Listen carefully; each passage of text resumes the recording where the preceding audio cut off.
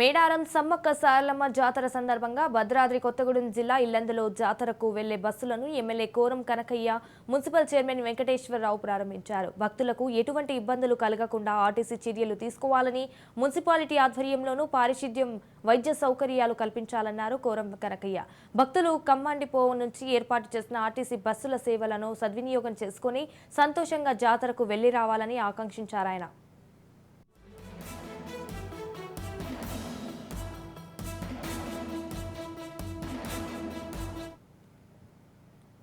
మేడారం జాతరకు ప్రత్యేక బస్సులను ఎమ్మెల్యే చింతకుంట విజయరమణరావు ప్రారంభించారు. పెద్దపల్లి జిల్లా కేంద్రంలోని ఐటీఐ గ్రౌండ్స్ లో సమ్మక్క సారలమ్మ మేడారం జాతరకు వెళ్లే భక్తుల కోసం తెలంగాణ రాష్ట్ర సర్కారు ఏర్పాటు చేసిన ప్రత్యేక ఆర్టీసీ బస్సులకు ప్రత్యేక పూజలు నిర్వహించారు. ఈ సందర్భంగా విజయరమణరావు మాట్లాడుతూ మేడారం జాతరకు వెళ్లే భక్తుల కోసం రాష్ట్ర సర్కారు పెద్దపల్లి నుండి 200 ప్రత్యేక ఆర్టీసీ బస్సులను నడుపుతున్నట్లు తెలిపారు. భక్తులకు ఎలాంటి ఇబ్బందులు కలగకుండా ఏర్పాట్లు చేయాలని అధికారులు ఎమ్మెల్యే సూచించారు.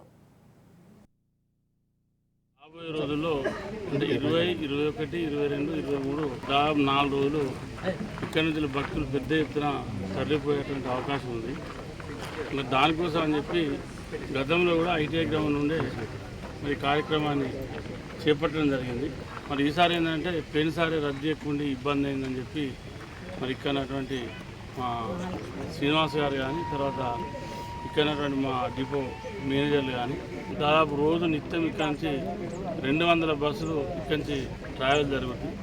ఎందుకంటే మహాలక్ష్మి పథకం ద్వారా మహిళలందరూ కూడా ఫ్రీ ఆర్టీసీ బస్ ప్రయాణం కూడా ఉండడం, మరి దాంతోపాటు మహిళలందరూ కూడా పెద్ద ఎత్తున మేడారం తరలిపోయేటువంటి అవకాశం ఉంది.